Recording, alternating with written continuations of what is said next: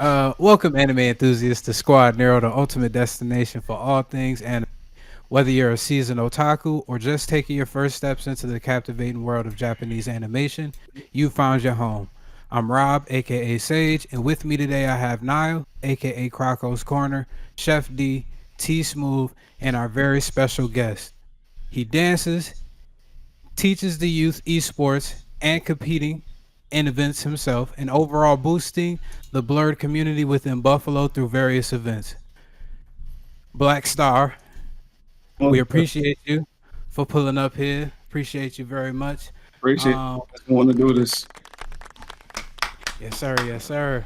We will be your guides through the vast realms of creativity, epic adventures, and heartfelt stories that anime, animation, and gaming have. Join us each week as we dive deep into the latest releases, explore hidden gems, and discuss the hottest topics in the blurred community. Get ready for a journey filled with laughter, tears, and the unbridled passion that makes anime a truly unique art. Without further ado, let the anime odyssey begin. All right, y'all. Week 15, very special guest Black Star. We want to start it off real quick with You better not your disrespect overall. them. You better not disrespect them. No, first of all, what while we here, you can't What we go know into about? topics. You already know the one thing we got to do before we even start. What? You was about to go into topic. Who just passed away? My Asian uncle just passed away, dog. Don't you better show him Man, respect. You better show that man, man respect. we get to it. But Black Star, Yeah, just Rob. just talk, That's the just first thing talk you supposed. overall. Bro, that's a Let's let's yo, just Black Star. no. I'm just Don't saying, get no to it. disrespect, Black Star. That's the first thing we need to do. Rest in peace, AKIRA Toriyama. My Rest Asian in peace. uncle from 4 to The 4:30, Monday legend. through Fridays. Yo, rest in peace to the He, It's the grandpa. fact. he is most definitely a legend, but Black Star is also a legend. All right, Black Star. So, what's been going Absolutely. on in terms of you right now? You What know how are Razzle fake I otaku win? talked about briefly. I talked about briefly about all of the feats that you've been going through, all of the side quest or the main quest that folks would say, I guess, in the anime type of thing, gaming world. But just ponder, expound more upon that if you don't mind. So, I mean, where do I go? So we've all been playing games. We've been playing games all our life. I'm pretty sure every last one of us has been playing games all life. Whether it's on the phone, whether it's on the console, whatever the case may be. I started officially teaching esports, um, 4 years ago. 4 years ago when the pandemic started. No, 3 years ago. My fault. 3 years ago, because I was teaching dance at this organization called Push Buffalo, which is also an organization that helps with suitable housing and everything and so on and so forth. But we are a branch underneath it called the Grant Street Neighborhood Center. So it's within Push Buffalo, but it's its own separate, bubble away from Push Buffalo. Because Push Buffalo is more specifically on the helping people find with suitable housing compared to the community center that helps with school after school activities and so on and so forth. So we do like a lot of productive things like fashion design, jewelry making, capoeira, um, come and learn esports, kids learning how to do coding and so on and so forth. Like we offer like a bunch of different things at the GSNC. That's what we call it for the abbreviation for our Grand Street Neighborhood Center, GSNC. That's basically what it is. I started teaching esports because, to be honest, they wasn't trying to pay me what I needed to get paid as a dance teacher. And noting that I've been teaching dance for 13 years, I'm not settling for less on that. Especially when one of the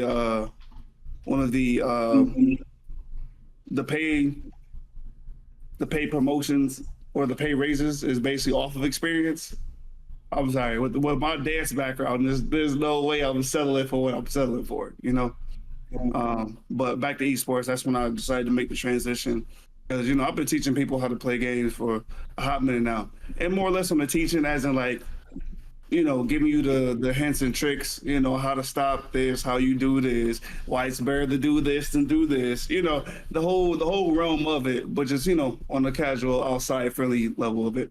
But when I started taking it seriously, um, that's when 2001. That's when I decided to really go for it. Obviously, I was teaching them games like Storm 4. That was one of my biggest things. Dragon Ball Fighters was the big thing, and Smash Ultimate. So it all started off with Smash Ultimate. I mean, like, I'm like a competitor now, but I'm not ass, but I'm not cracked, if that makes sense. Now I'll be cracked in my own moments, but that's where the MVP status come out. Like, yo, this nigga smoother right now, type beat. And then I did that. I taught that for a full year. And then the next year I was teaching Dragon Ball Fighters throughout the full year. Dragon Ball Fighters, rest in peace, AKIRA, TORIYAMA, Dragon Ball. That's what we did yesterday, actually, at the blurred send off for AKIRA, but we'll get into that later. And then after I did that full year of Fighters, last year for 2023, when Street Fighter 6 came out, that's the first time that I've actually taken my esports gaming seriously. And I got signed by an organization called Peace Gaming back in August. And yeah, I'm a top Street Fighter player here in Buffalo, so hold that. That's what's up. That's what we like to see. That's what we like to hear, man. That's what we like to hear. We're gonna dive more deeper. Oh, my bad. Unless y'all had a question or anything. Yeah, no, I just wanted to say one thing on that note before we do just go forward. My brother, thank you so much for what you do because you give our youth a good environment to be around good people that can help a lot of just themselves get into better positions and their community get into better positions by the position that you put yourself in. So just on that note, if we could just do one more round of applause for Blackstar, because that is really good. It's really nice to hear that, and I'm gonna have to lock in with you, man. I got a question. Yeah, what's up? Okay. I put money on the line. I bet that even if you teach Rob, give him a month in Street Fighter or Tekken, I can still mop him first attempt. First attempt. If you teach Rob, I give Rob a month in Tekken 8 or Street Fighter. How much you want to put on it? I put a C note on it. Listen. See, you want to know why? Because he does not have the attention span to learn. No, I'm only gonna say this. It's not. I don't have the attention span. I don't want to learn. I don't want to play those games. See, I play Fighter Z, Dragon Ball Fighter Z, and that shit. That's one of them. That's one of them hot musty room games. Like hot you musty. Just on the edge of your seat, especially if you fucking playing OD. It's intense, my nigga. Niggas just gonna be sweating. The fucking palms gonna be sweating. OD. Niggas gonna be gripping the controllers mad tight, trying to get the right. Niggas gonna stand up, get serious type shit. Nigga, it's gonna be all sorts of. No, bro, I don't like playing those games. Bro, it's like Jump Force reminds me of that. I remember playing. I used to hate playing you in that, Rob. Like, bro, playing Rob was one. You was good at that one. Nah, not Jump Force. He came over one time, I remember, and played Fighters, and I was like, I don't even know if I want to play this game anymore. He was so locked in. I don't play games like that, so he was locked in, and I was like, T, you probably make it even worse. Like, that's funny. I ended up going to Rochester, actually. That was one of their events. I think it was maybe 5-6 months ago. I went to Rochester, and I actually won their Dragon Ball Fighters tournament, actually. So, yeah, I was the Dragon Ball. Yeah, see, y'all would make me, I'd be sweating if I played y'all. I already know how it was with Rob. I was sitting there like, this don't make no sense. I'd be sweating with both of y'all. Now, with you, like, when I play against somebody that don't know how to play, I just start doing dumb stuff. Like, I would try and do Android 16 level 3. Though. That make me feel worse. Or I'll do Tien's Chow Su.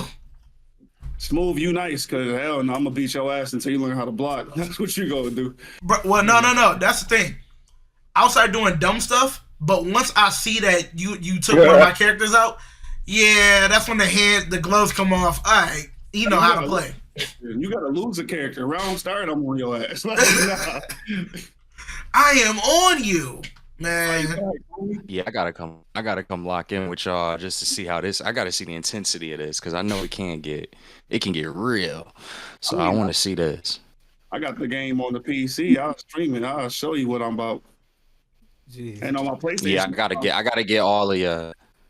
I got the game on PC and on console. I can stream them both. I got the capture card too.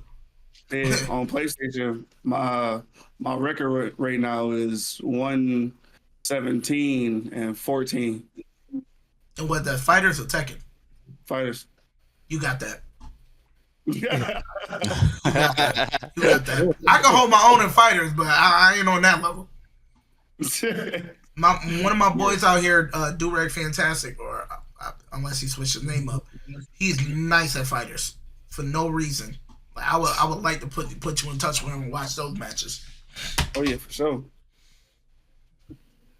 All right. So, since we are already talking about Dragon Ball, this is what Terrence has been. So, Terrence, if you wanna bring it up, it sounds like you had a lot to say about Akira Toriyama at that point in time. So say what you gotta say if you wanna start off the conversation. We got RIP, my boy. Rest in peace to your boy. Bruh, that should have been the first fight.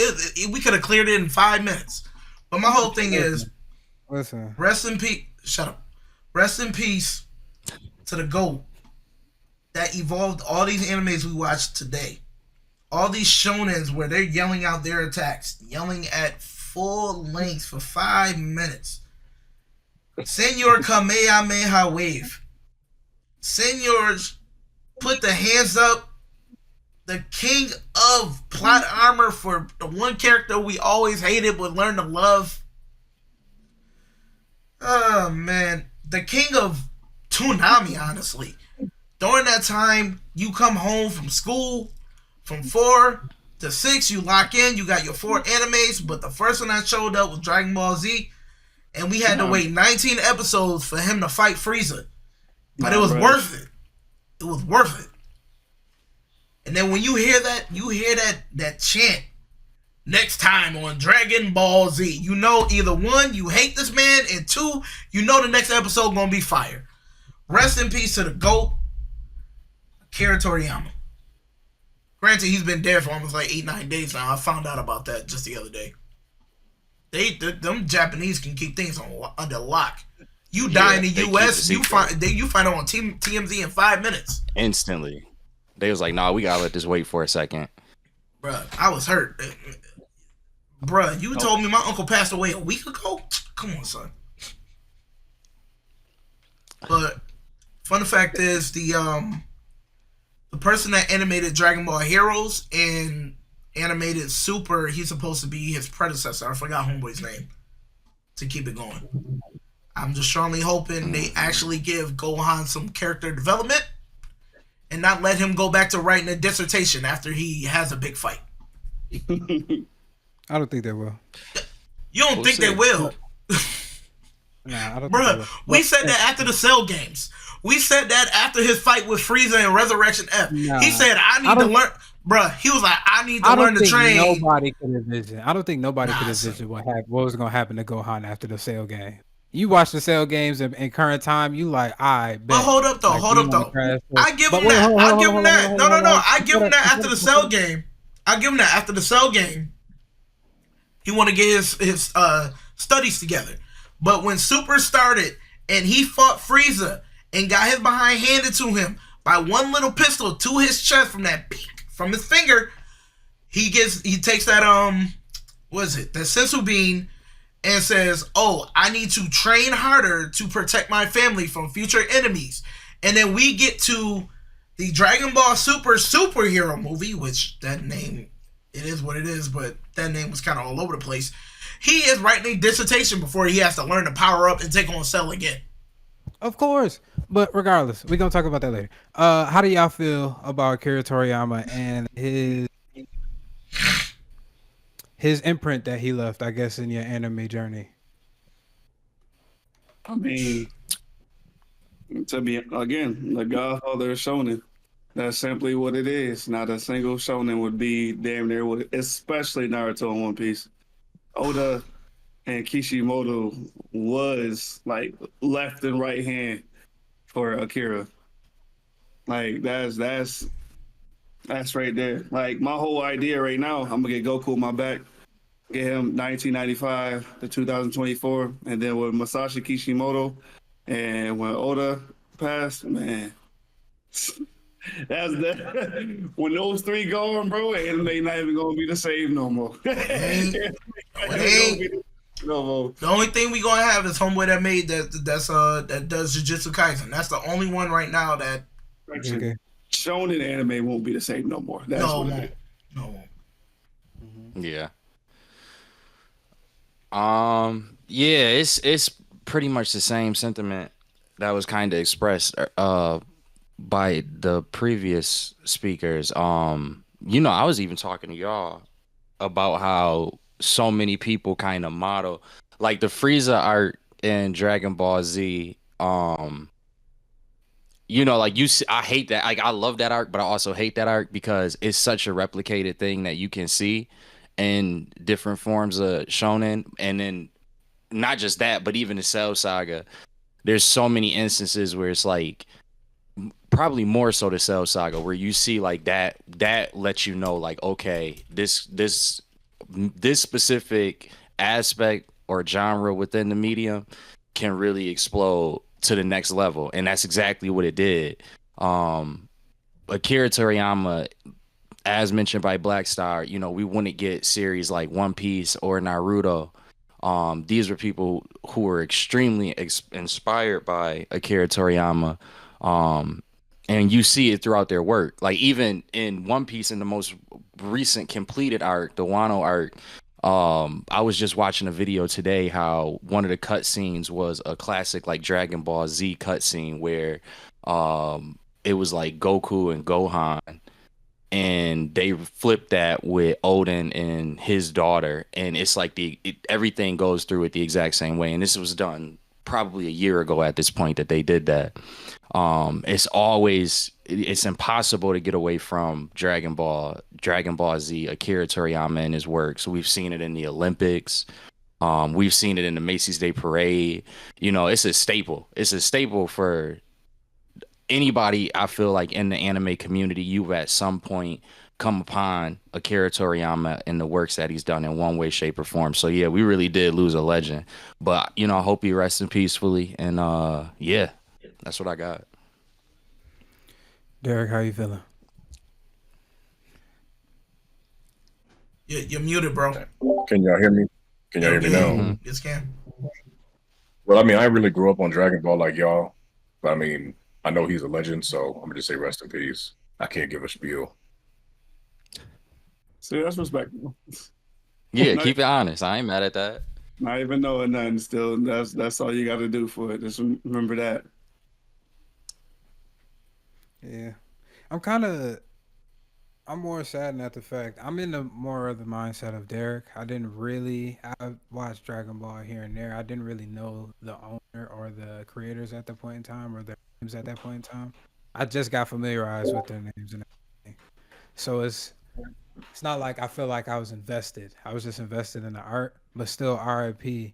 But I wonder the age in which he passed away, how brutal this fucking manga writing process is, and how much these corporations are kind of like finessing these dudes, overwork them to the bone, to the point where some of them like have arthritis and other diseases that impacts them from writing further, right? Like that's what I got from this aspect. Like, Yeah, not to mention, actually one of my homies, Tony, he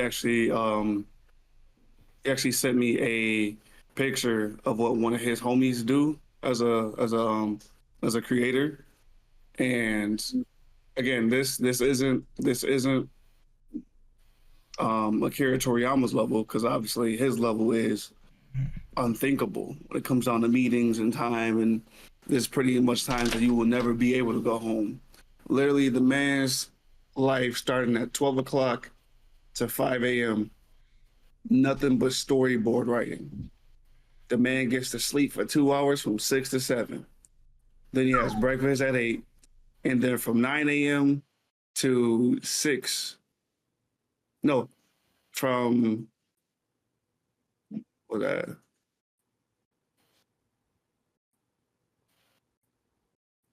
from 9 a.m. to 4 p.m. I'm stupid. Yeah, from 9 to 4, he ends up doing storyboard. And then from 6 to 8, then he's doing editor meetings.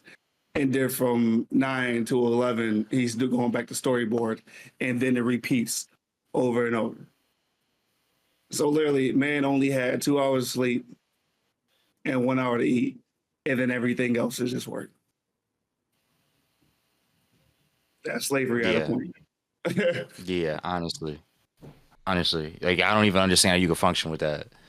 It's like not sleeping at all. Yeah, you see, like, to go back to the point, I saw something recently where it's like in 2021, Berserk's creator passed away.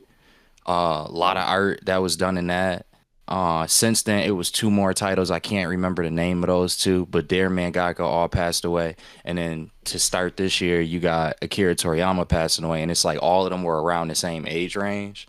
And it's just kind of like I saw that, and I was like, yeah, this is kind of spooky because you know that they overworked, and I'm happy in one sense for Kishimoto because it's like Naruto is done. He can kind of get like assistance with that and come back to it with Boruto. But I worry about that with Oda at times. It's like, you know, he is on that same level, I say, as like Akira Toriyama in regards to like really loving the content and wanting to get everything out. And you respect him so much for it, but it's just kind of like every week you almost don't miss a week for like months and months in. And it's just kind of like, yo, when does this stuff catch up to you? Right. Because again, we seeing them go. We seeing it. That's not a super old age. Like none of them are that's passing away either. And then you think about like Hunter x Hunter, their mangaka. Man, I hate that I can't remember his name because that's my joint. But you know, he has really bad back problems to the point where he can barely write. Like he wants to finish. From what I understand, it was a recent article that came out that says he wants to finish Hunter x Hunter, but he just physically he gone. His clips. He like literally has that bad of a debilitating back issue. So yeah, I do hope that in the passing of that, right? It's a good point to bring up, but I do hope in the passing of Akira Toriyama that like some of these things can kind of be looked at in a more serious note in Japanese culture and even in American if it's happening over here. Cause like, yo, the 2 hours, that's like, yo, Yeah. I get it. We want to make the same type of content, and I love the dedication and I appreciate and love you, but you can get more than 2 hours. And 1 hour to eat. That's it. You want it done. And 1 hour to eat. Yeah. Ooh. You better stuff yourself into the itis and then break the itis and just be that full. But yeah, also speaking on Dragon Ball for the one time. Not sure if you fellas is in Buffalo or wherever that you may be. April 5th is Akira Toriyama's birthday. So literally he passed roughly 1 month away for his birthday, which is wild to think of. And then we're hosting a blur party there. So we're going to be getting our notes and everything up ready once we get done with our promo video and everything and so on and so forth. April 5th, Akira Toriyama, we're doing the true celebration of his death. So pull up if you can. If not, we're going to be asking you guys for the energy on the internet. Bet that. I love And that. Okay. we'll ask for the socials. We can pop them at the end of the joint, just so everybody can get everything, get their pens and papers ready and everything, so they can take that down or put it in notes on your iPhones or Androids, whichever ones I got. All right. Did y'all have anything else to say about Akira? I have one question. Everybody What's up? here, it's probably going to exclude Derek and Sage, but what was your pinnacle moment in DBZ? It could be Dragon Ball, it could be Super, it could be Z, it could be Daima if you want to go Daima. The trailer Daima was your end all be all. What was that one moment? Or your favorite moment? Your one favorite moment? I go first. I'm not gonna lie, I feel like everybody in here could say, or at least that's watched it or grew up watching it, could say it's really hard to just pinpoint one. There is one though that does stand out for me. I used to watch Dragon Ball Z on Toonami with and it had already aired, but like I guess they did a second airing to you. Y'all might be able to. I was real young, so y'all might know a little bit better than I did. But I know that it ran before, but then it ran again, and they like played it as if it were new episodes. They weren't, but they would play it like such. And so I think I came in on the second run of it, and I used to watch it with my grandfather, and like he would get locked in with it as much as I did. So it was like a bonding opportunity for me.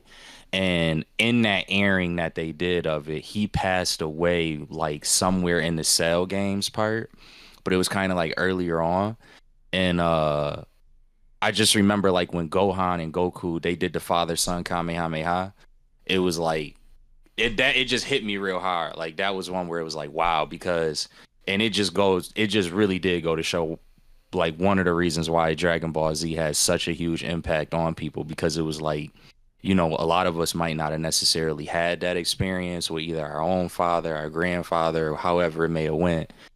And you know, it was kind of like something that we could kind of latch on to, look at Goku like a almost in that fatherly figure. Plus, it was pretty much the most time that he was a father in the whole series, and he still wasn't even there really.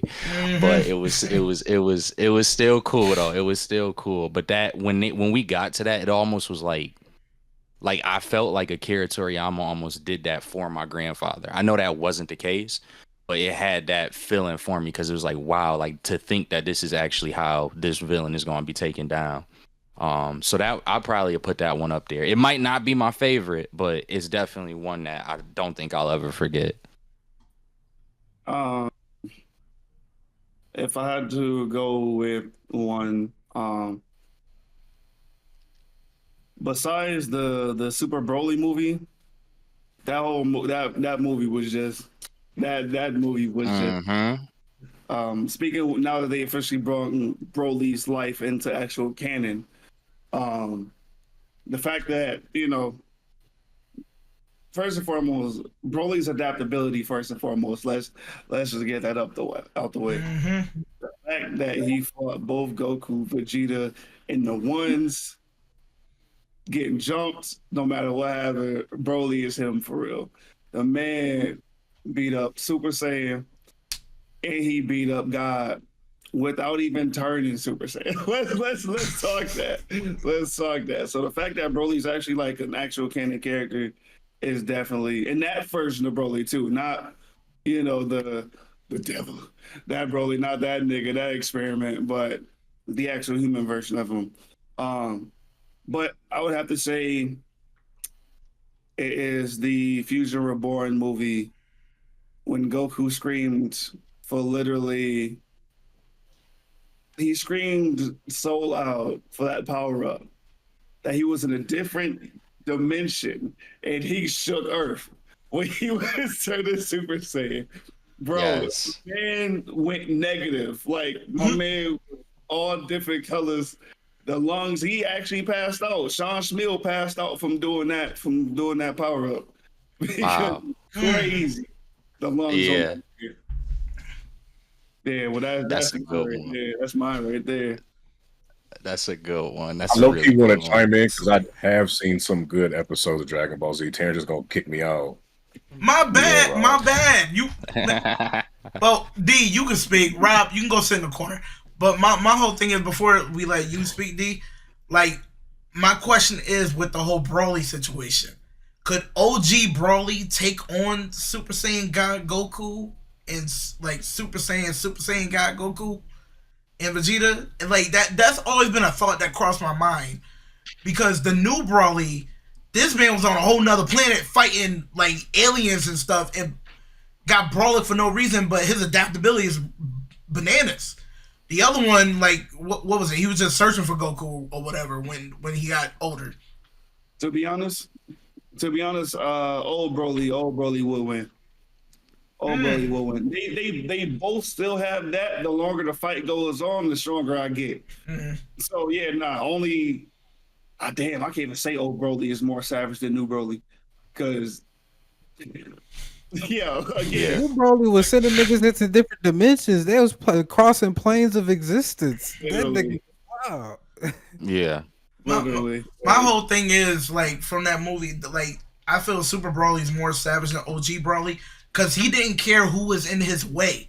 The other one was tactical. He knew who he wanted. He knew he wanted to fight Goku and take him on.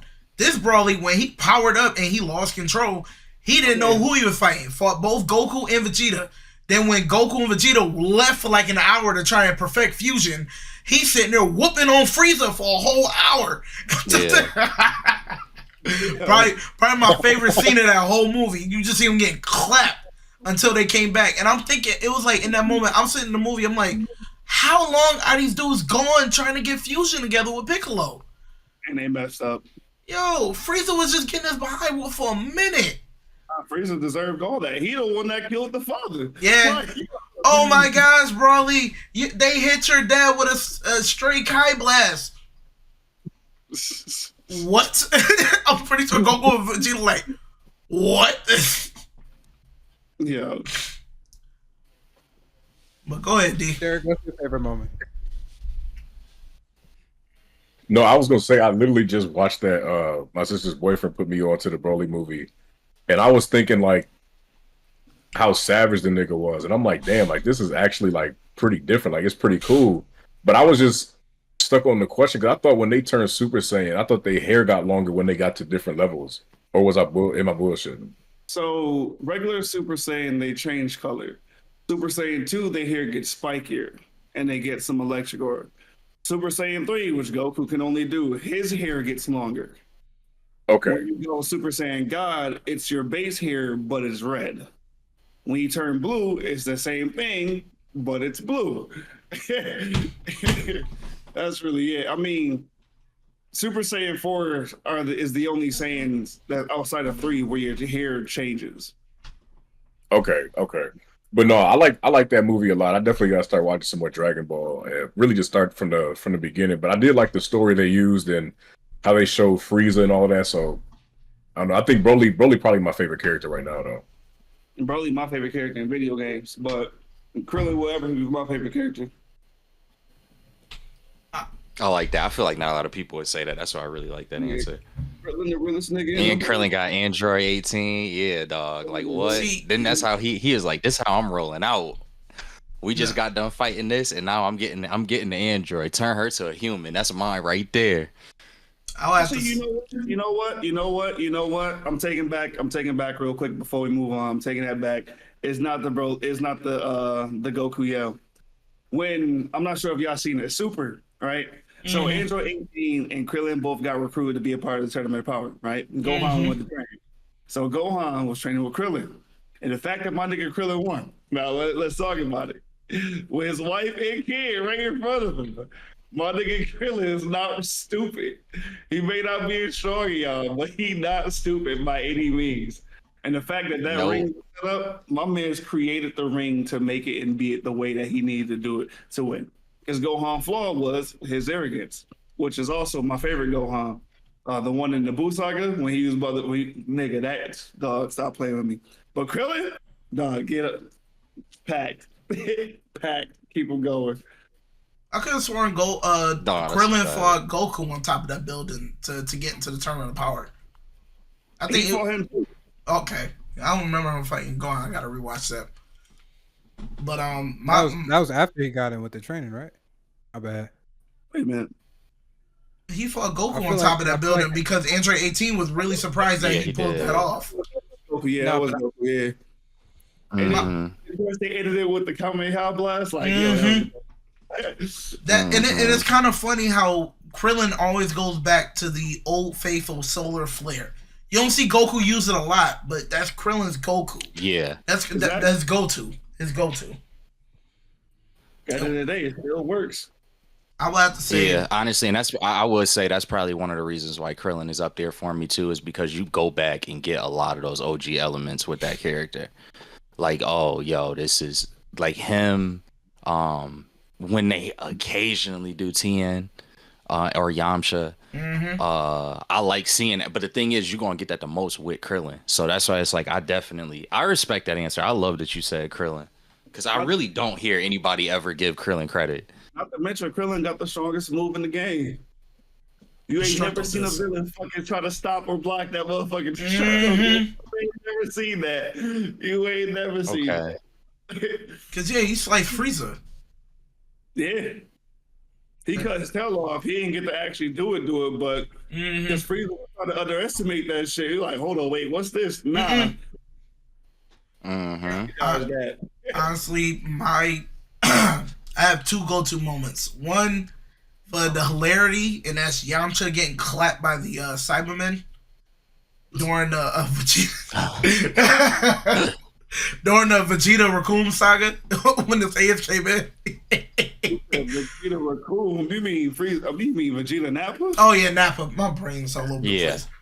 And then the other moment with Android 16, which sparked Gohan to pretty much really reach his potential when he saw Android 16 get clapped. It's that sad moment that got to me, and I'm like, bruh. It's that speech. It's okay. You're angry, Gohan. Yep. And it was in that moment I'm like, Gohan they actually giving Gohan some respect finally. Which in the end ruined it because after the Cell games he went back to his studies, and I'm like, this is so stupid. Finally. What do you mean finally? Gohan had respect from the beginning up until. So, but the thing is, like, no. He had respect, but it wasn't in the sense of we were actually taking him seriously. We didn't start taking him seriously until the Cell games. To be honest, if you think about it, because he never really had that one-on-one moment. It was always him and Krillin, especially when they was on the Planet Namek. It was always him and Krillin working together. Yeah, but again, Gohan still had that spark. He a bitch, but he ain't that much of a bitch. Like he still. Yeah. But still doing it. I get that. But it was like that pinnacle moment that Toriyama's like, I'm gonna give him this. Like everybody, like this is him 1v1. Gohan can literally take anybody down. He don't need no help, no nothing. This was that one moment where I'm like, he about to body Cell soon. And don't get me started with Goku giving his man the daggone Sensu bean. Oh, Cell, I want to make this a fair fight. Bruh, you are the worst father ever. Yeah, no, because at the end of the day, that's what was the complexities of Gohan as a character. That's the complexity of Gohan as a character and his journey. He never wanted to fight or be serious or have to be in a position to kill anybody. Right. He didn't want to have to be that way.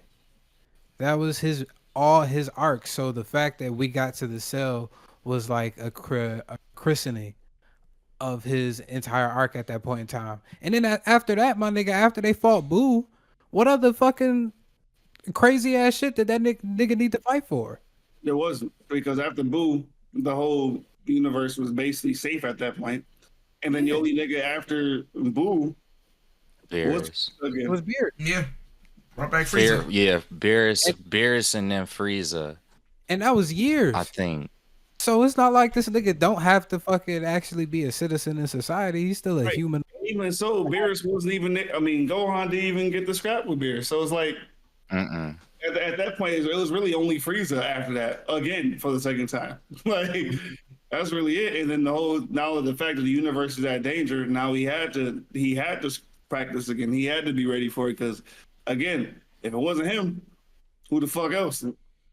They already put Roshi into the tournament power, so if you have to, if you had to remotely rely back on Roshi as a fucking character for the tournament of power, you know what I'm saying? Like, yeah, bro, Roshi will always be one of my favorite characters in that show. Always in the tournament. I think my favorite part is there's a whole lot of things. I love GT as a whole. I wish they at some point made it a canon because I just love the aspect of Super Saiyan 4 and Omega Shenron for whatever reason. I just like that villain a lot. But outside of that, if I could just pinpoint like one scene, I think it was Dragon Ball Super, the Turn of Power. It was when Goku first unlocked his Ultra Instinct sign, if I'm not mistaken. Yep. And that was like his first phase. He was fighting Kefla. And it took him like the point where they just transformed. You just see the two auras just going up.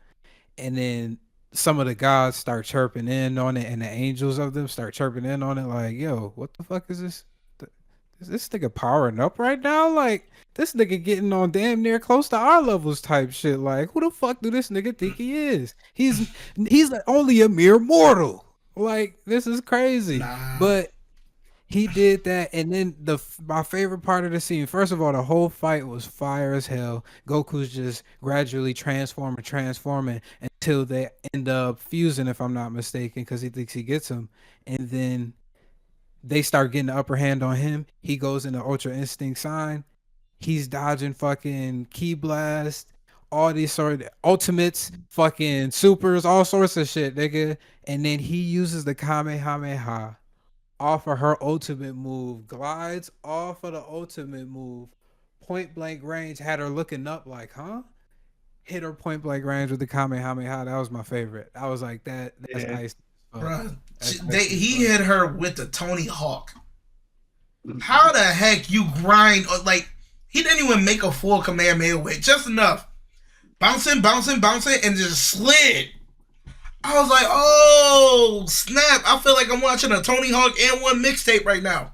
But funny enough, he is taking her energy from that blast and put it into Kamehameha. Mm-hmm. That joint had me like, weak. All that energy as I'm going by. Good night. And then boom. That was cold to me.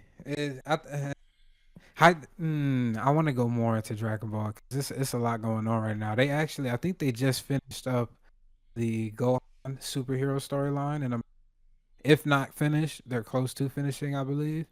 So I think they're gonna go into, I suppose, a Black Frieza arc.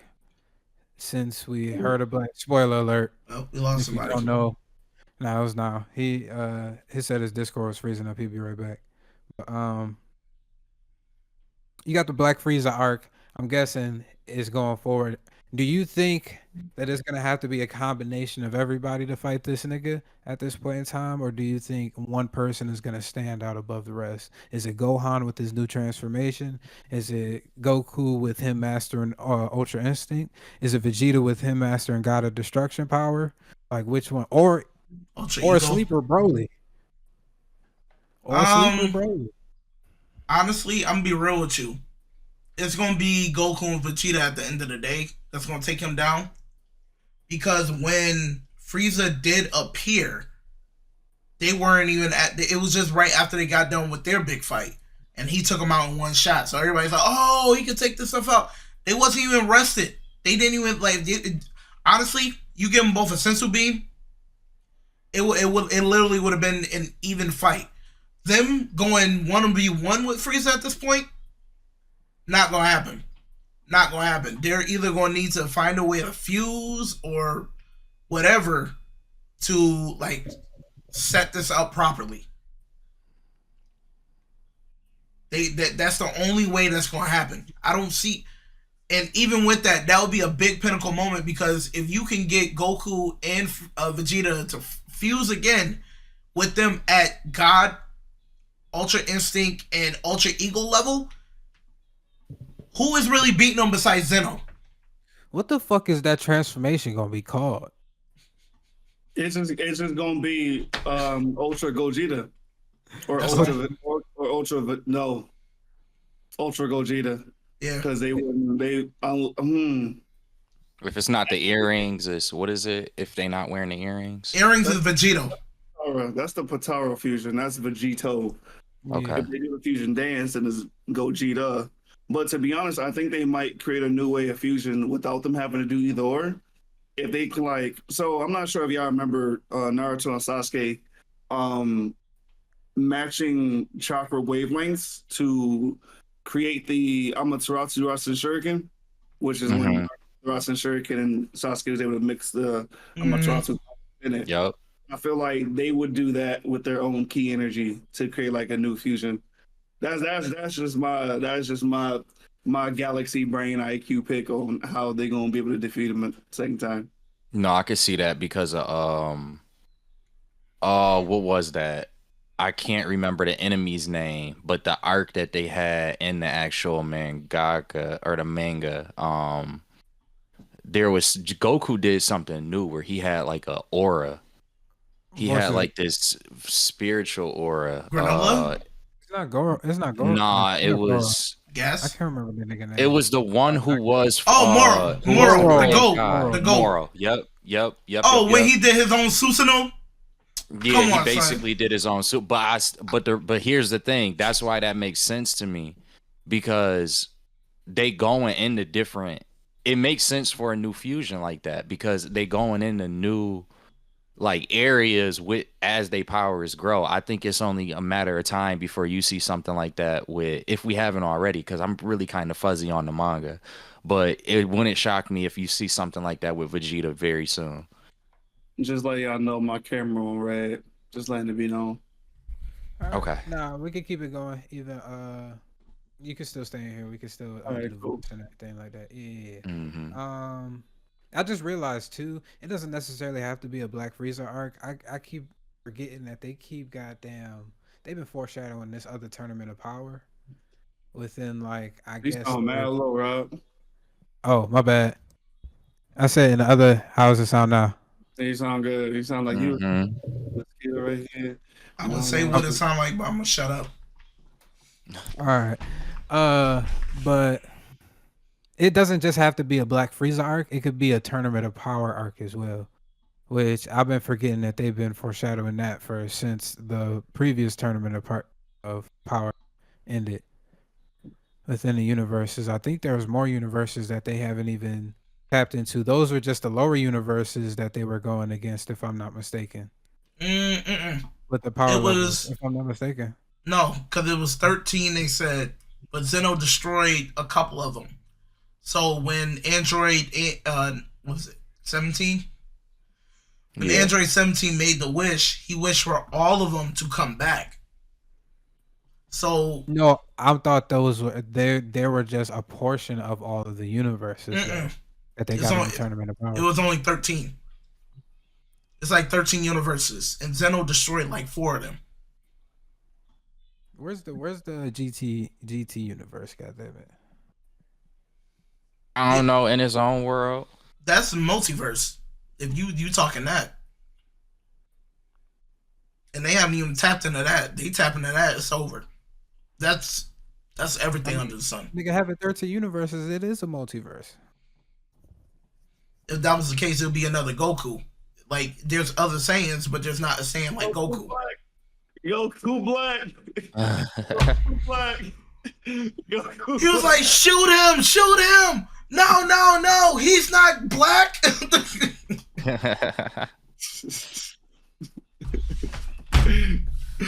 Oh, the greatest moment ever. Goku Black. I honestly did. I kind of liked Goku Black. I didn't like how it ended. I didn't like how that arc ended. It only made sense though, but so all right. Pete, so I made a rap, right? So my managers I work with at the GSNC, we made a rap. It's called Scream. You can find it up on Spotify and Apple Music and stuff. Scream by D. Real McCoy. I made my version. That version isn't out yet, but it's been recorded, right? So my part for it was Goku Black. Wait. Damn. You know what? I'm not even gonna do the whole thing, but I'm gonna do the part is where I'm like, Mr. Toriyama, while you make me do Mr. Toriyama, while you make me do that fusion, like the racist line you threw in, I'm a god and I knew this. So that was a rap bar that I ended up putting in there.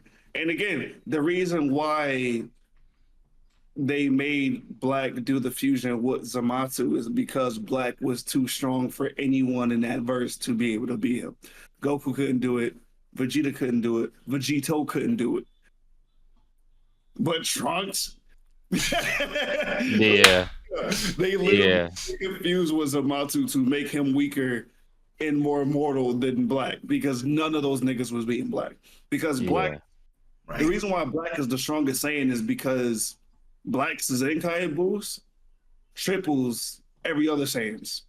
So when he gets down, like his glow is ridiculous. Like you can't touch him. That's why they had to kill Black because the plot armor of Black being too strong. I love his work, but Toriyama had way too many loopholes. Ain't no reason that Trunks is the one that's going to win this because Goku. Yeah. Excuse me. Nah, I'm with 100% with you on that. It's That's just- exactly how I felt. Well, you said it right. It's plot armor. Yeah. Trunk is supposed to be the protagonist in this saga, so they're gonna give him the leeway. They're gonna give him the golden goose to be able to take him down. That's the loophole, though. The fact that Black was that strong in the first place. The fact that Black was that strong in the first place, and your two main can't do it. Gohan definitely couldn't do it. So the fact of the matter is, again, that's just where that, because it's not just that either. Who else? There's been multiple fights of like where people did some shit that they definitely shouldn't have, or why did this work when this wouldn't have happened, and so on and so forth. Even with like Gohan and Broly, for instance, just about every Broly interaction, to be honest, this was like, that's a loophole. They have to make a way where they can stop this nigga, because otherwise, that's what Right. it is. There ain't nothing that you'd be able to do. Yeah. That's exactly what it reminded me of too. Is it reminded me a lot of Broly with that. Like my only issue when it come to the characters like that, I love getting them, and I think that they great in like Dragon Ball Z and in the Dragon Ball universe. But like I hate when you get that ending and it's just like, come on, he's like, that ain't happening like that. What do you mean? Even when you think about Jiren, the Pride Troopers, Yep. and the other joints, like, bro, Desmo, he shouldn't have got caught like that. Nope. Desmo should have. Topo, especially reaching full power. Mm-hmm. His powers was on equivalent with a god of destruction's power. Come on. Come like, on. Vegeta was just like, yo, what, bro? Nah. 100% agree with that. Ain't wrong 100. about that. And the fact that he's saying that Jiren was that strong for Ultra Instinct, it's like Ultra Instinct was supposed to. He became an angel at that moment, and you're saying that Jiren was as strong as an angel. The way Yeah. they had to take each other out, tight beat, like. All right. Yeah. Up for y'all to go out at the same time. Like, again, it's like you create demons, but you don't have a legitimate way to defeat the demons. So you gotta that's what it is. See, Yep. with Jern's backstory, when he said like his whole family got killed, and he pretty much is trying to go out and find the person that killed his family. I always thought, was it his god of destruction that did it? Probably, because again, no one else that we know from Universe 7 went to any other universes. Mm-hmm.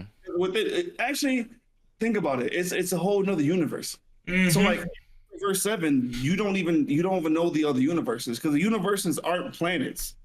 They're in actual other universes. So that's where that part is metaverse, actually. Mm-hmm. Because none of them are within their own timelines. So Right. true. So, but yeah, rest in peace, Akira Toriyama. He the GOAT, the Shonen GOAT, the Shonen Godfather. We That's a thank you. fact. Oh man. The diligence, the hard work that he put in, also just the inspiration and the battery in the back of other mangakas that we know and all appreciate their work as well. RIP, one of the GOATs. Okay, all right. I could have swore we had a YouTube video in the group chat. Oh. I was looking for it, but I guess not. What was it about? So I got a question, since you're still searching. I did some research and I found that Sony is re-releasing all the Spider-Man movies, apparently in theaters. Starting from Tobey Maguire's Spider-Man 1 through 3, The Amazing Spider-Man 1 and 2, and then all of Tom Holland's. With that being said, do you feel like this is their way of trying to recoup their losses for their bad movies? To get that nostalgic ticket money? I think it's because they shit out of luck right now, and they really need some shit, and they really need a steady income of money at this point in time, because they know good and damn well after Madam Web and I'm gonna say it. I done said it multiple times on the pod already. If you make Craven the Hunter a fucking animal of a nigga, you have lost the premise of the entire fucking movie. The entire premise of the character. They already know for a fact ain't nobody gonna pay good hard-earned money to sit their ass in the seat for an hour and some change, maybe 2 hours and some change to watch a nigga that got lion blood dripped on his body, But what got if it's power good though? to save the creatures. But what if it's good Bruh. though? Bruh. If you watch the comics or read the comics even a smidget and you watch that shit, you gonna feel like that shit's just defiled on the grave, on the premise of the character in your mind. Just like a lot of people who hate Ben Affleck's Batman because the nigga was killing everybody, and everybody, I've just seen it on Twitter, it's been trending a little bit. Niggas has been butthurt about Ben Affleck's Batman killing because Batman never was that type of person. You don't think people who like Craven the Hunter not gonna feel the same way? I'm just saying, but what if it's good though? It's a big change. Well, it's a decent sized change at least to it, because he was like a big game hunter, right? Like the idea is not necessarily loving animals, but trying to like get the largest kill or like the most satisfying predator kill, adding it as like a collection trophy. So like I feel like if you do switch it to where it's like, oh no, he loves animals, it still could be a good story. Like, all right, let me back up for a second. So like one of the things that I always wonder was whether we would get, like, as far as Batman, like we know that the Batman stories typically go well, or at least are received very well. I always wondered, will we ever get like a Ra's al Ghul solo project for Batman? Like, is that possible? Is that something they want to do? It'd be, after seeing the Batman with Bane, I really felt like I was like, this is it. Like this is gonna happen now at this point, because it just felt like all of the political aspects that was brought in for the Bane movie, they could like really easily just kind of flip that over or do a storyline with a director and a writer that's, you know, committed to it. They could do a storyline with Ra's al Ghul where it has that like political feel and factor. And one of the biggest things about Ra's al Ghul is it's not really like elaborated on a lot in the comics themselves, but he ultimately is like an environmentalist. So like I always kind of had a feeling, I'm like, well, if you were to do that, if you were to do a Ra's al Ghul movie and you had him focus more so on that environmentalist side, but like essentially an environmentalist terrorist, could that possibly be a good film? So now going back to the idea with Craven, if it's something where you kind of like warp the justice behind it in the same way that like the justice is kind of warped with Ra's al Ghul, to T's point, it could possibly be a good movie. But I get what Sage is saying here. It's like, it's such a polar shift that it's like, would that be enough to turn people off too much? I really don't have a solid answer as to whether it would or wouldn't. I think that it could go either way. I think that it could be something where it leaves too much of a distasteful kind of feeling in people's hearts that are super fans of either Craven or the Spider-Man mythos around Craven. But it could also really work out. Like that could be something where that's the perfect spin that the character needs in a live action kind of role. I don't know. All right, so how we feeling about the Spider-Man? What you think Sony doing? I think it's because they want to bring him back. I'm So- a Spider fan. I don't got nothing to say on that. So they're bringing back all the movies, or just the Tobey Maguire movies, or All So of them. All of per them. the Cinemark listings, it comes to light that Sam Raimi's Spider-Man trilogy, the Amazing Spider-Man films, and Tom Holland's MCU trilogy will all be coming back to theaters in 2024. The movies returning to theaters is a part of Sony's celebration of the 100th anniversary of Columbia Pictures. So pretty much from April 15th all the way through to June 3rd, every Spider-Man will be coming out that week.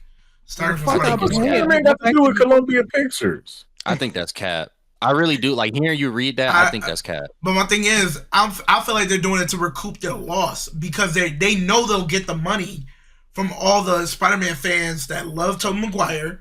Then you'll get the fans that love Andrew Garfield, and then you'll get the fans that love Tom Holland. So they're trying their best to recoup all the money that they lost from these bad Sony films. That's been coming out. That's true. That's fair.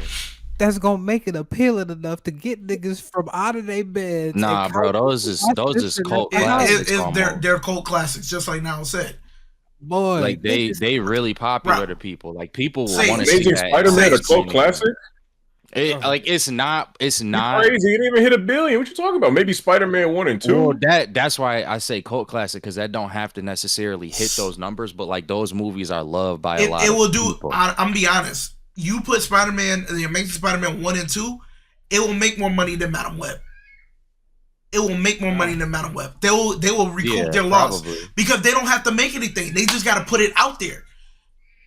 It's a big celebration. It's the 100th anniversary. We're giving you all the Spider-Man movies, but we know the underlying thing. Yeah, we know the underlying thing is one, like you said, they're trying to bring them back, but they're trying to recoup their loss. Look how they put so much money into Madam Web. I'm pretty sure they're gonna put so much money into Kraven. And let's say, Rob, let's say you're right. Kraven does terrible in the box office, doesn't bring in a lot of money, but at the same time, they don't have to worry about that because they got all their money that they made over the summer re-releasing these Spider-Man movies. That's what I'm getting at. All right, does that set a good precedent then? Nope. Nope. It really doesn't, but I can see how they're moving. Yay, it's the 100th anniversary, but we know y'all just trying to get y'all money back. Y'all just trying so hard. They need to sell. That's what makes me curious. We could be fans. I love the Spider-Man. I love Spider-Man. Spider-Man is my favorite fucking comic book character. But it ain't no way in hell I am a logical adult and I'm about to sit here and pay extra money just to watch the same movie that I got on all of my streaming platforms that I could watch for the price that I'm already fucking paying. What would make me go all the way to a fucking movie theater to go see some shit because of Columbia Pictures? Boredom. People do stuff like that. It is for the experience 100%. Yeah. You're right, because some people didn't see it. Yeah. Right. And not to mention, now every parent can now bring their kid to show them something that they never saw in theaters. It's the experience for the theaters. Shit, every Demon Slayer movie I went to, motherfuckers, you know we gonna get that first episode whenever that season starts. But it's the experience of being in theaters, seeing that bitch on the biggest screens that you could possibly think of around motherfuckers that's just like you. It's like this. Rob, you went to go see Resurrection of F in theaters, right? Me too. I did not know. You didn't? I did.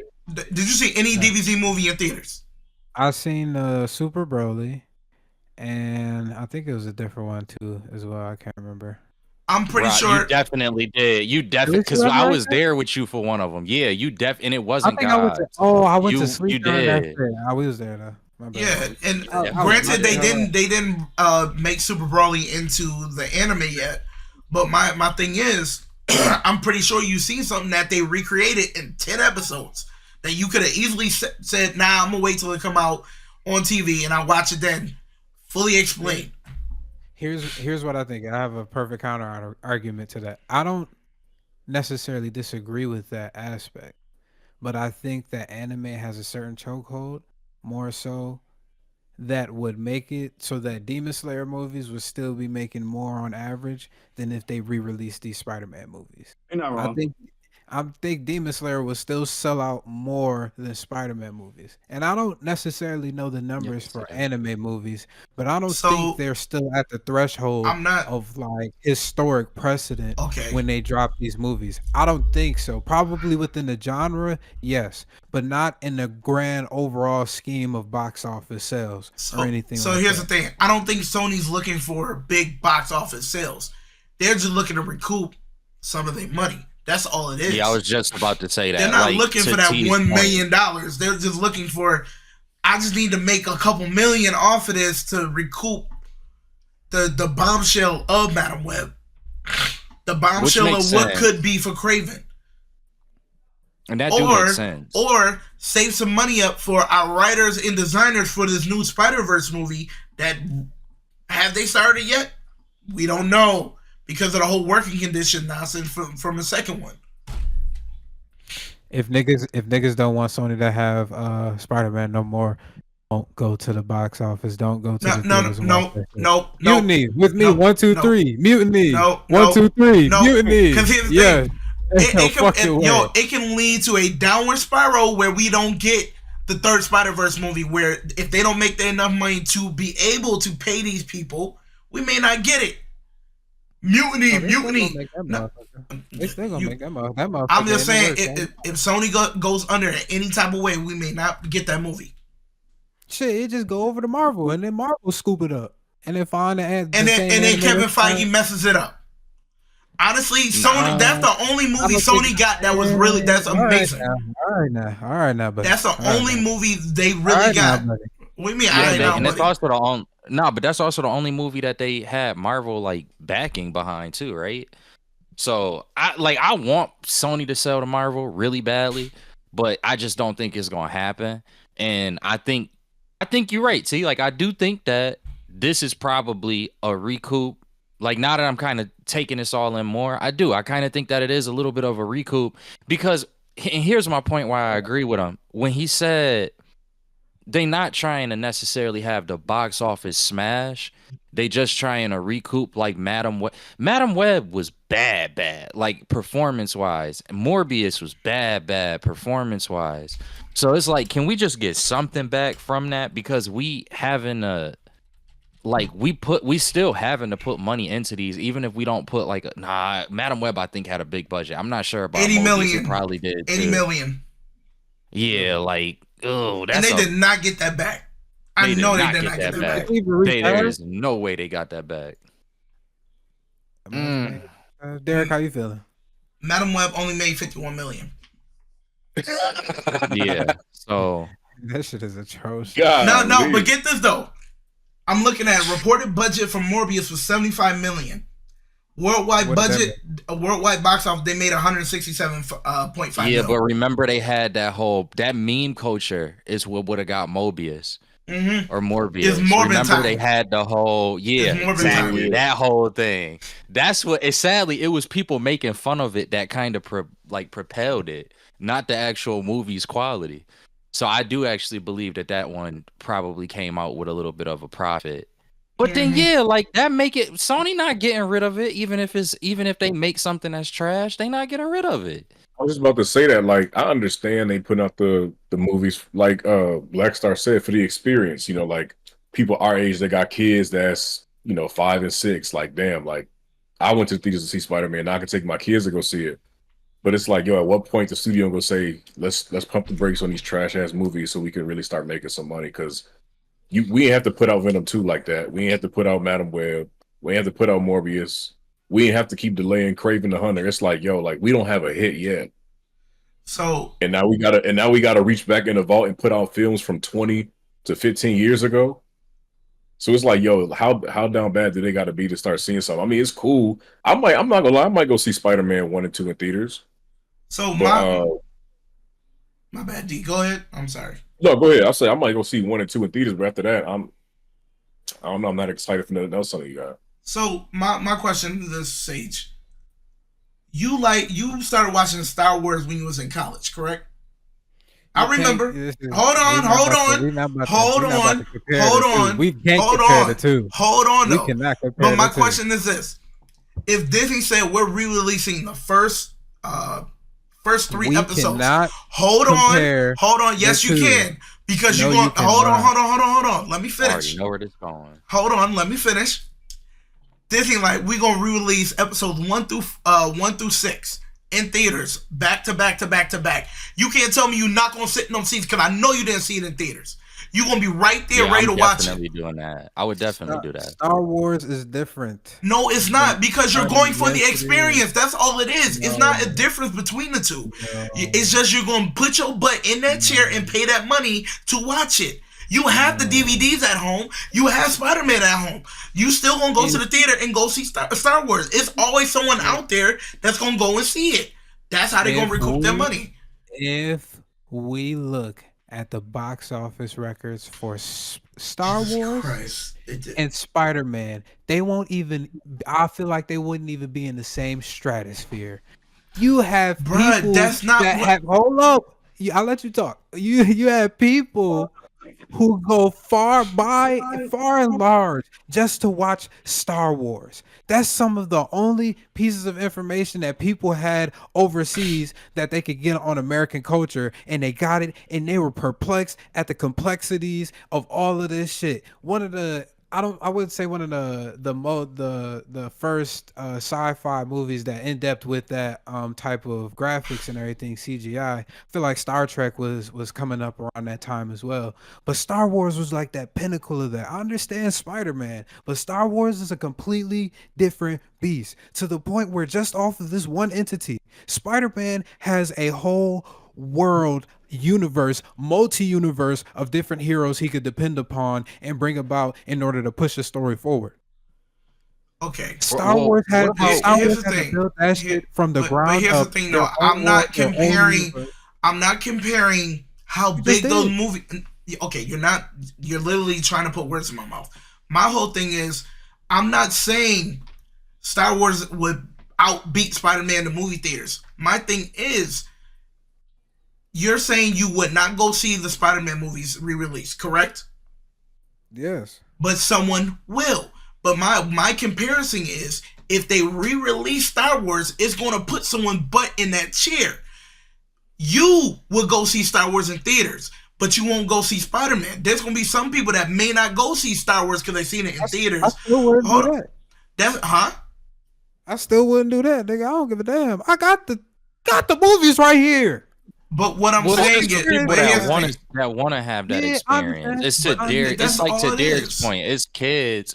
To Derek, I think made the best point. Is like, yo, it's kids that saw that last Spider-Man that came out, and they don't know. They like, what is this Tobey Maguire? Like, and then they probably saw the movies maybe on DVD, but like now you got an opportunity to see the movie in theaters the same way, like say your parent did, because that movie came out in what, 2001, the first Spider-Man. Mhm. So like 2002, I think. 2002. So that's 22 years ago. Like, people had whole kids at this point, and they kids gonna be like, yo, I want to have the same experience my mom and dad had. And the family might just go see it for that purpose. I do get it, because when he brought up Star Wars, I do kind of get where he bringing that up. Like, bro, I just came into Star Wars around the same time you did. I love it. I really do love it now. Like, it's great to me. I watched all of the Mandalorians, all of that. I'm not the largest fan, but like, bro, the only two movies I saw in theaters was the last two. If Yeah, they and they brought were not any that of them great. back in theaters, right? And that's the thing. Apparent, like, compared to everything else, it's like, it is what it is. But if they brought that back in theaters, like, I would be interested in going to see that. Harry Potter is another example of that to me. Where it's like, I just came into Harry Potter last year. I thought it was weird. I thought it was a cult. I ain't gonna hold you. I thought Harry Potter was a cult. I was like, this is weird. My whole life I was like that. I told people I only saw the first and the last movie at theaters. Those are the only ones that I saw in theaters. Now that I've seen it, I want it, like, bro, if they brought that back in theaters, I might go see that, because it's like, I missed that whole experience. I understand your point, and it is a lot of people out here that are like that. I just don't think that it will be enough for Sony to get what they're looking for out of them. I kind of would hope for that. Like, I wouldn't be mad at that. This wouldn't feels either. like a desperate move. This feels like a super desperate move, like Derek brought up. I want it to fail. No, but you got to think of it like this. Like, when is that Craven shit coming out? In the fall, Later on this year. like yeah. October. Yeah, so if they really, you got to this damn near like putting Craven is damn near like putting that Captain Marvel movie right between them Avengers shit. So they probably like, we need to get this hype build up or something. Put these Spider-Man movies out, then we put this Craven movie out or something, because it's like the hype didn't die down for that. So I mean, I don't know how much money they're gonna make, but they definitely got to start doing something. Mm-hmm. Yo, fellas, y'all got me for like another 25. For like another 25, 40. Gotcha, bro. Got you. All good. All right. So we can end it off with this next one. This is one of the topics that we've been shuffling around, but might as well talk about it now. What is the most impactful anime deaths that you know of, and probably that impacted you the most? I know we were talking about some Dragon Ball Z. I know Blackstar, you brought up Krillin. Probably his death in Frieza's arc probably touched the sore spot, or even Goku and the Cell arcs or anything like that. But what's some most impactful anime deaths for y'all? The most impactful anime. God damn. So you saw? Oh, my bad. Very good. The most impactful. As a like, just like overall impact, like the character, like, you know To what? you. To me, I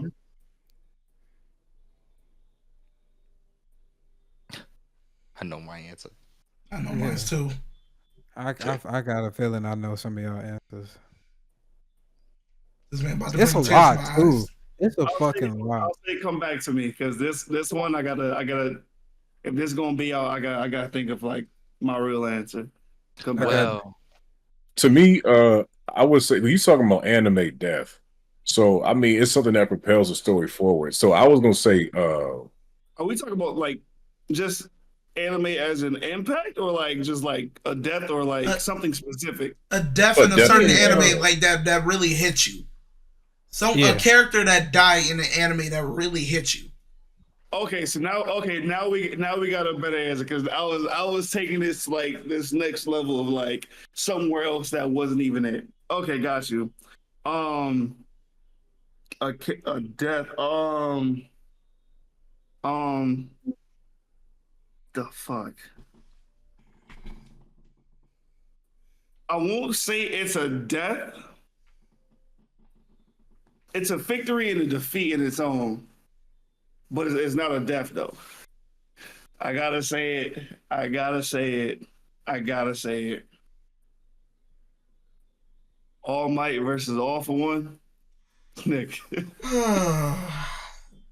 Bro, the fact that All Might went out like that, it is no longer the symbol of peace.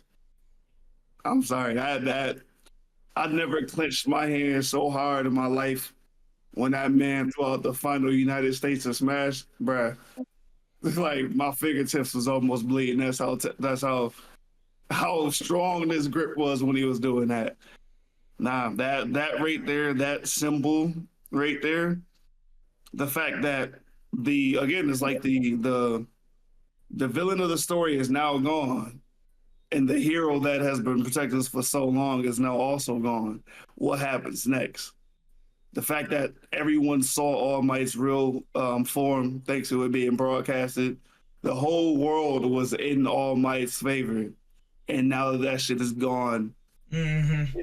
You watch My Hero later on, and All Might is crazy. But yeah, All Might versus All for One. that's a good one. Derek, what about you?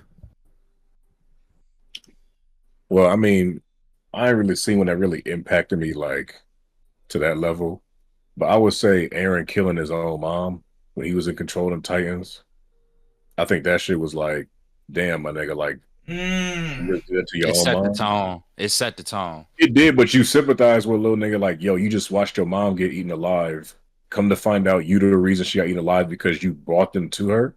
And it was like, okay, this made the story like a little bit more fucked up for me. Yeah, So I would say that one. that's a good one too. Those two good ones. I mean, I don't See really what you watch got. anime. That's all I got. I got 4. See what you got. I got 4. Damn. I got 4. Yeah, just go I've give us the shed first tears. one. I gotta give all 4. We probably got one of the ones. I'm just gonna name them. I don't have to explain because when I say the name, y'all understand. Jiraiya, Yes, Rengoku. that's it. Oh my goodness, Kuro Sensei. Assassination Classroom. That final episode, bro. I never cried so hard for an anime. Oh my goodness. Yeah, that was. Oh my goodness. Anitachi. Oh. The Naruto ones was tough. They definitely did hit hard. But that Kuro Sensei one hit the hardest. Hits the hardest. Yeah. He was your teacher, teaching you how to kill him. And you go on these adventures, and he's teaching you life lessons. And in the end, he gives all his students the ability to literally sit there, have this last call out of every person in the classroom, like he's giving attendance. And he's calling everybody out one by one.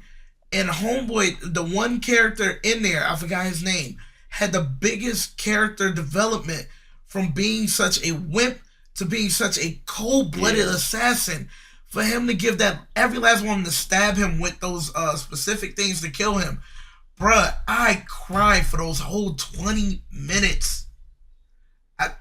And I got people looking at me like, you crying over the anime? Nah, man. Kuro Sensei was my guy, son. That was a weird anime. Like in terms of feelings and sentiments, that was a weird anime because the whole thing was built up with them killing him. But like even at that, when you get to the end, it's like, oh my gosh, yeah, I get that. Ugh. See, now I gotta go back and watch that. Let me put that on my watch list. Rob, you got yours, or you want me to go? I do.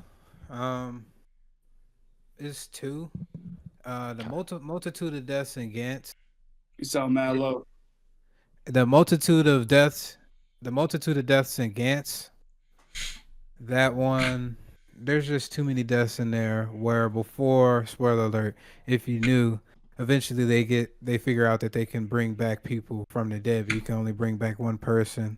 And I think it's right from the point of their death type of thing. So before that, it was the impacts of those deaths because Gantz was just like that was a fucking brutal, dark ass anime manga too. But and the deaths of Berserk. When, spoiler alert, Griffith turns into a demon lord, I guess I don't know. I can't remember the specific terminologies, or an angel, whatever it is. Archangel, whatever it is, the nigga sacrifices most of the lives of the people in his unit, bringing up a fucking tornado of just dark matter. Nothing but demons is just in there taking out each person one by one.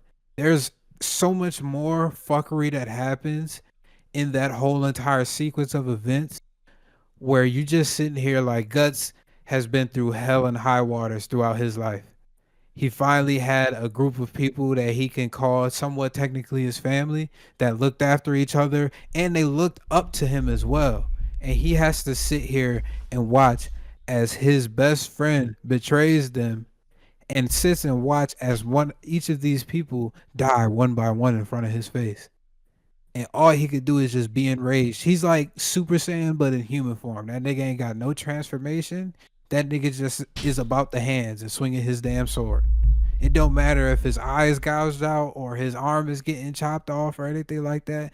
That nigga is about the hands. I think that was just, to see the resilience, I'll be like, yo, this is that shit. The nigga been through everything. You just want to see him succeed just once. Just see him succeed. But yeah, that's what I got. That was yeah, dude. Yeah. I'm mad you brought up Berserk because like I'm not the exact thing you talking about. I'm like, ooh, and I know what else happened in that. That anime is dark. I'm gonna go with a dark one too. Yo, like I don't even really care about the character that much, But like this is by far one of the most messed up deaths, and it just always stuck with me. Nina from Full Metal Alchemist. That yeah, if you've seen it, then you know. Like, bro, that whole it's not. You can like people. You can Google Full Metal Alchemist. I just literally saw it. You can Google it before you could finish googling it. It says dog. Like I won't spoil anything for anybody, but the people who know. It just pops up. Like it just. Wait. I got you, Edward. Yo, that was the most that was messed up. That was where I'm not gonna hold you though. That is also where like I kind of was like, all right, Full Metal Alchemist is one of them. Bruh, Like, I went to a con and different. I went to a con. A father and I think it was a father and a daughter. It was hard to tell. The father was the dad, and the daughter was the dog. Bruh. Nah, bruh. Immediate picture. And then she stopped. Picture. I don't know. Like I said, he or she like stopped in front of me and looked at me and went, Edward. I said, oh, nah. I had to walk off. I said, nah. Oh, yeah. I would have kind of cringed at that, even seeing that. Yeah, nah. Yeah, that one probably though is big. If I did one that wasn't as extreme though as that, and where like I cared more personally about the character, L from Death Note. That probably I hated that. I like was angry. That was the same like Blackstar was saying before, like the clenching of your hands. That was like where I was kind of like clenching because I'm like, bro, he was the one. Like he could do this, and I didn't. He had his predecessor coming along the way, but yeah, that one was the one where I was like, dang, that's my boy. Oh yeah, one more. What's the name? Again, this falls back into. Oh my fault. Hold on, give me a second. All right, while he's doing that, Kite from Hunter x Hunter. Yeah, that was the sad one. Especially when Pito was sitting there with his head, just like petting it. And I'm like, Gon better lay the hands on her. Gon better lay the hands on her. I was gonna say, like, when I chose Aaron's mom, I think mine impactful for me because it changed the way I looked at Aaron. Because you like, oh shit, I'm gonna root for this nigga because like his mom got killed. But then you find out he killed his mom. It's like that changed the whole dynamic of the story for me. But if we go in for like what Terrence just said, I'll have to use Kite too because it was like you were so invested with the growth of these characters and nigga just got off that fast. It was like, damn, like you couldn't even see him fight the shorty. But so mine again is not another death, but it's something that is in the reality that we live in is eye-opening. So like this is like not affecting us personally, but I mean it's going to affect us personally. But the fact that it shows that in this, the nigga that writ this is wild to think of it. It falls back into My Hero again. How many of y'all caught up before I even start going there? Okay, we got one caught up. Nobody else is caught up. Go ahead, spoil it. You we known for spoilers here. Just say spoiler alert. Spoiler alert.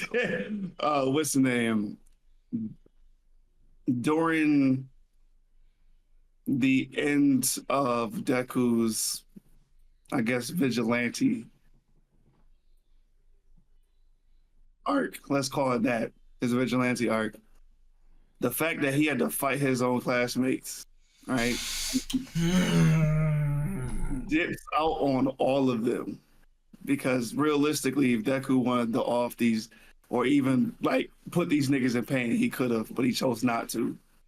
The fact that the entire world was going up against Deku because he was a hero is foul.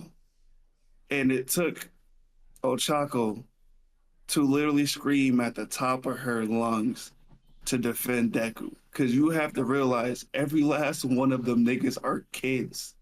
They are kids. They are children that's doing what they can to protect the world from you, and you treat them like shit. That's like for the parents that's out there that treat their kids like shit, knowing damn well that they trying for more or less your sake more than anything else. Mm-hmm. And you still shit on them for trying their absolute hardest when they don't have full control over everything that can happen. That literally that part of My Hero, they dehumanized what the fuck these children were. They were literally only objects to the motherfucking masses that they were protected from. Like that's nah, son, nah. When I tell you, my man Moby Dick was swimming in my tears, son. Mm-hmm. That nigga, that speech right there. If y'all ain't see it, I recommend y'all go see it. Y'all know exactly what I'm talking about. But obviously, you want to do one lead up into it. But even if you don't lead up into it, that's gonna hit you in a place where it probably shouldn't be.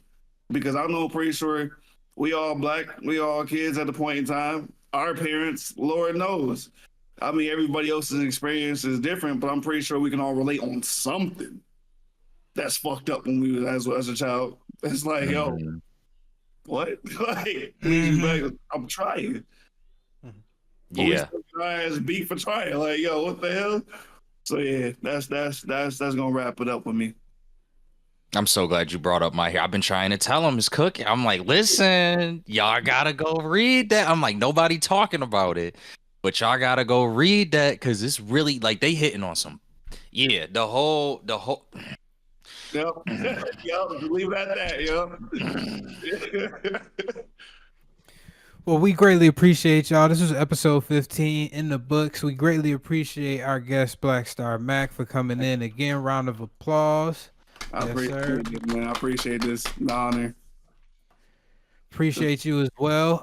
Where can the people find you at if they want to catch the hands of Tekken, if they want to get in contact with you for some events or where it's going on at? Where can they catch you? So Facebook, Blackstar Mack. I have a picture of Goku right now, and my cover photo is a picture of Goku and his angel wings right now, and Masashi Kishimoto. So that's where you're gonna see me right now. Instagram, Blackstar Mack, same thing. TikTok, PG Blackstar. That's where I'm going more or less with the gaming side of TikTok. But if you want my personal, Blackstar Mack. And for both Instagram, if you go to the Hidden Village 716, that is going to be our Blurred Party Instagram page. So basically, that's where you can find for the handle there. And if you're on Facebook, then it's called the Buffalo Blurred Parties. Bet that. Appreciate and my that. PSN is Blackstar the MVP, all one word. So that too. Is it THE or DA? THE. THE? All right, I had to make sure. All right. And then that's Blackstar Mack. That's MACK, not MC, just to make sure. BLACKSTARMACK. All right, tap in if you're in the 716 area, even if you're in the surrounding regions, for all your blurred parties, events, all of that jazz, tournaments, even get affiliated with esports. I'm kind of contemplating it, but I don't know. Rob, I told you the bet's still on the table.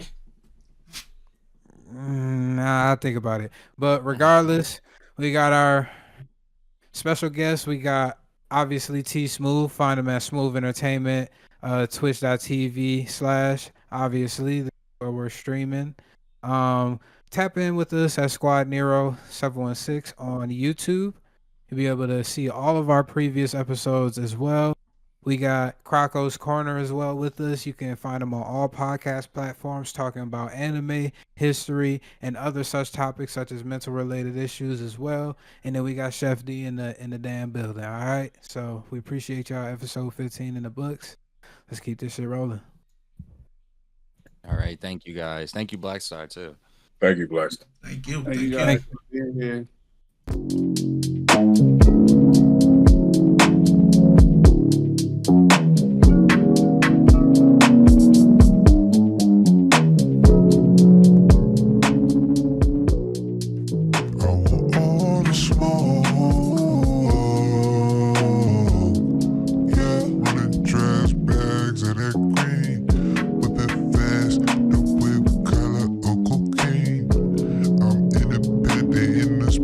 Stop these dreams. I roll too rich, focus on the ticket, maximize my